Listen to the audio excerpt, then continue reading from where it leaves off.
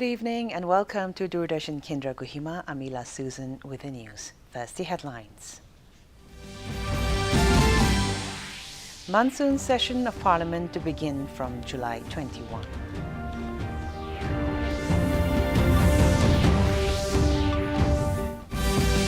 India and Australia reaffirm strong defense partnership and shared commitment to countering terrorism. Advisor for Information and Public Relations Imkong L. Imchin presents a rare historical photograph to Governor La Ganesan. And choppers put in standby mode to airlift over 110 stranded tourists at Lachin, Sikkim.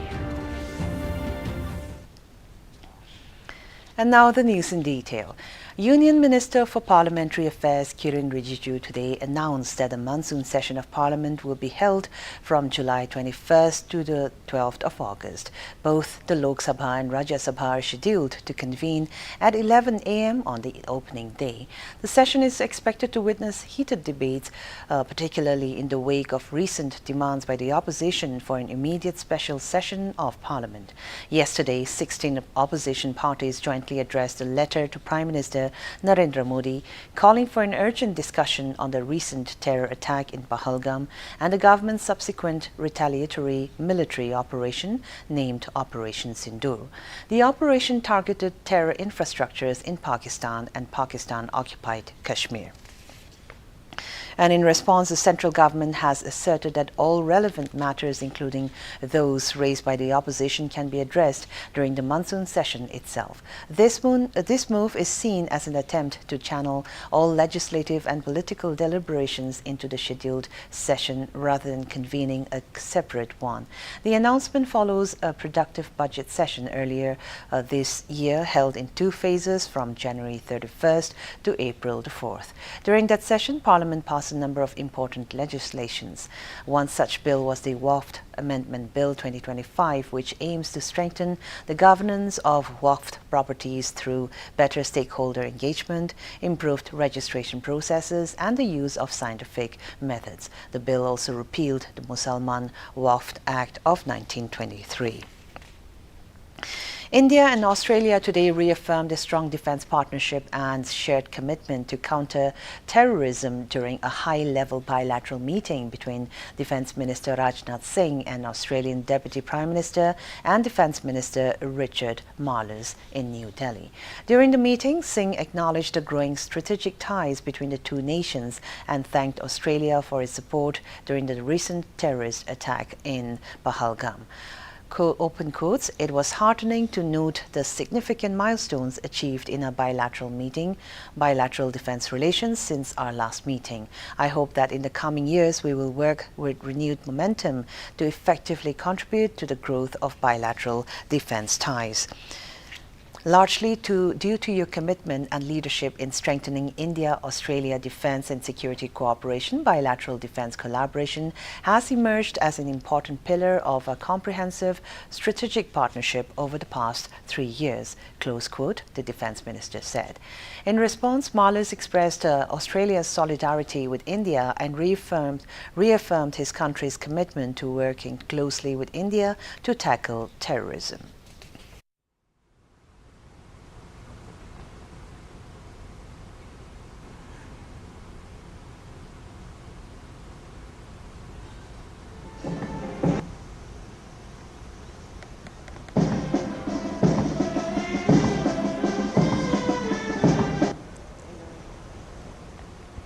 और वहां पहुंचकर श्रद्धांजलि अर्पित की।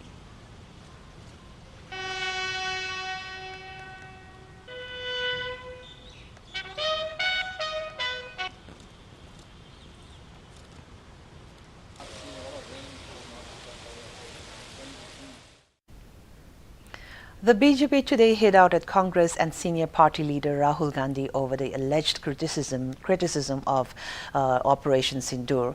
Addressing a press conference in New Delhi, BJP spokesperson Sudhanshu Trivedi said that the way Rahul Gandhi compared the armed forces' success with surrender is a clear insult to their valor and sacrifice. He questioned the Congress party, saying that after the 26/11 Mumbai attacks, the UPA government stated that the composite dialogue with Pakistan would not be affected by terrorist activities.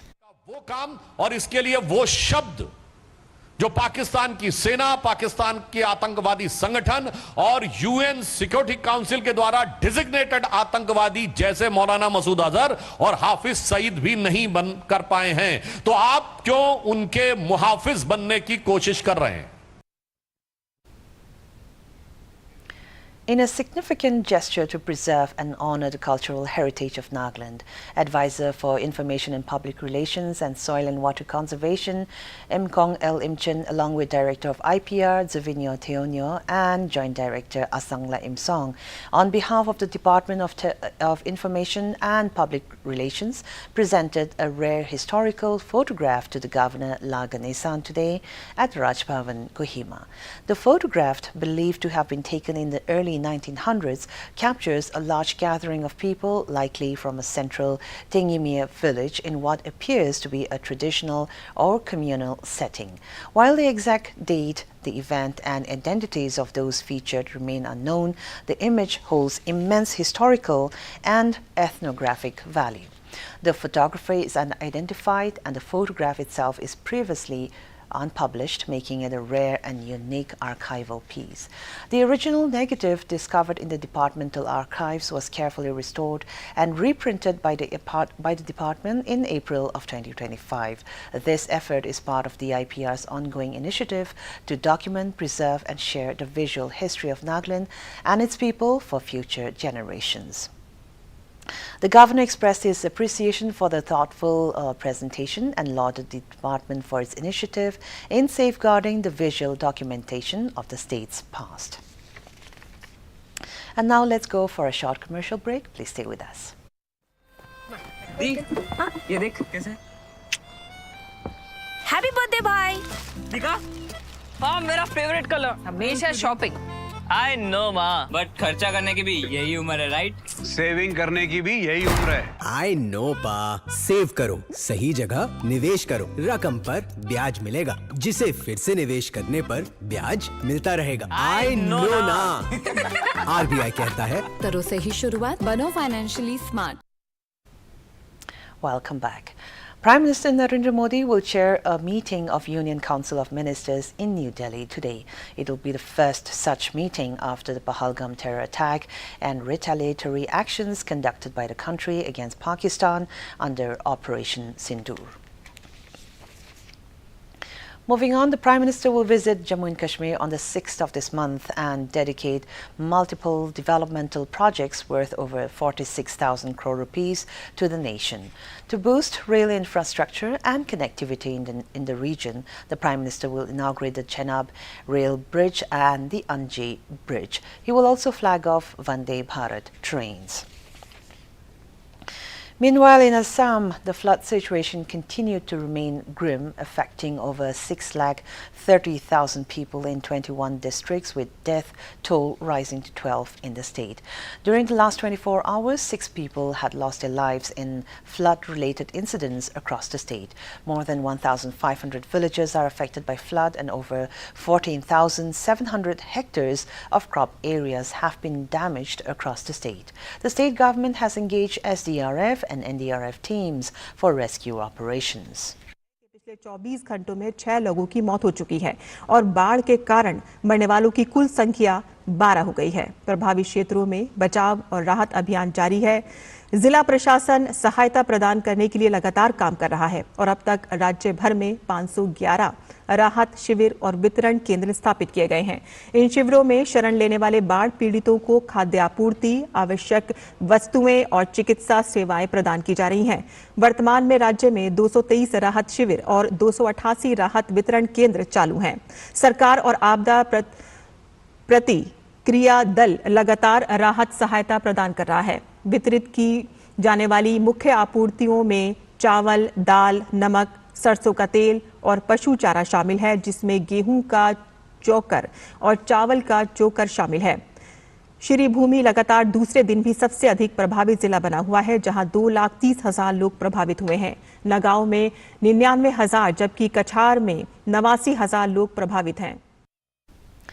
In more regional news, in Sikkim, the air rescue operations from Pakyong Airport was called off today due to inclement weather. The IAF choppers did not operate this morning due to weather conditions.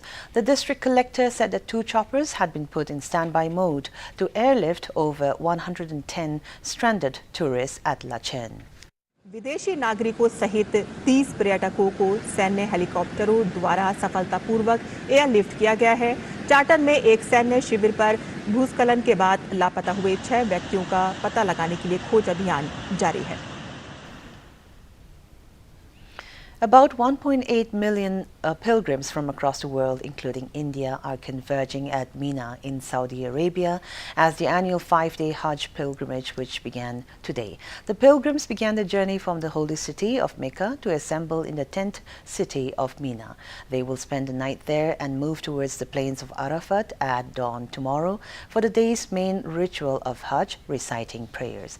Earlier, the Ministry of Minority Affairs said in a social media post that it is the constant endeavor of the ministry to ensure a comfortable and dignified journey for every Indian Hajj pilgrim. Temperatures have brought growing concern. Last year's pilgrimage saw temperatures touch 51.8 degrees Celsius, resulting in over 13,000 fatalities. This year too, the Saudi National Center for Meteorology has warned of extremely hot conditions with daytime highs expected between 40 to 47 degrees Celsius. To ensure safety and smooth operations, the Saudi government has unveiled a massive 15-point action plan, a testament to its commitment under Vision 2030. The No Hajj Without Permit campaign remains central to crowd control and pilgrim safety. Over 25,000 mosques have been prepared with 2.5 million Qurans and over 1.3 million digital iCards issued. In sports, Royal Challengers Bengaluru have ended their 18-year wait for the IPL title and finally clinched the trophy, beating Punjab Kings by 6 runs in the final last night. The Rajat Patidar-led side fulfilled the dream of every RCB fan, along with that of franchise veteran Virat Kohli, when they lifted the trophy at the Narendra Modi Stadium. After being invited to bat first, RCB scored 190 for 9 in stipulated 20 overs, and in response, Punjab Kings could manage to score 184 in the stipulated 20 overs. For RCB, Krunal Pandya's spell was the game changer, as he gave only 17 runs in his 14 overs and also picked up 2 crucial wickets. For his extraordinary bowling, Pandya got Player of the Match award. Skipper Patidar said Virat Kohli and all the fans deserved this win more than anyone else. The big wicket of Shreyas, but it was Krunal Pandya who set it up. Coming into the attack in the 7th over, the left-arm spinner tied the batters in knots by keeping an exceptional length. The 34-year-old dismissed Josh Inglis and Prabh Simran Singh. Punjab Kings would have felt it did well to restrict Bengaluru for such a tournament. Weather reports of the district headquarters of Nagaland. Kohima today recorded a maximum temperature of 25 degrees Celsius and a minimum temperature of 18 degrees Celsius, while Dimapur had a maximum temperature of 34 degrees Celsius and a minimum temperature of 22 degrees Celsius. Wokha experienced a maximum temperature of 29 degrees Celsius and a minimum temperature of 21 degrees Celsius. Mokokchung had a maximum temperature of 29 degrees Celsius and a minimum temperature of 19 degrees Celsius. Mon had a maximum temperature of 32 degrees Celsius and a minimum temperature of 20 degrees Celsius. Towards the east, Tuensang had a maximum temperature of 23 degrees Celsius and a minimum temperature of 15 degrees Celsius. Zinabuto had a maximum temperature of 25 degrees Celsius and a minimum temperature of 16 degrees Celsius. Phek had a maximum temperature of 22 degrees Celsius and a minimum temperature of 16 degrees Celsius. That's all for the weather report. And to end the news, here's a recap of our top stories. Monsoon session of Parliament to begin from July the 21st.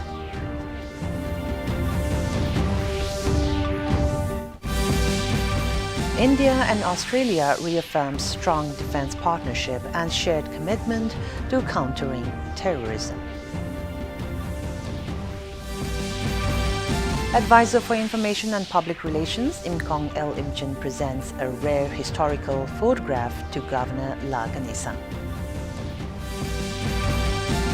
And choppers put in standby mode to airlift over 110 tourists at Lachen, Sikkim. And with this, we have come to the end of this news bulletin. Have a good evening.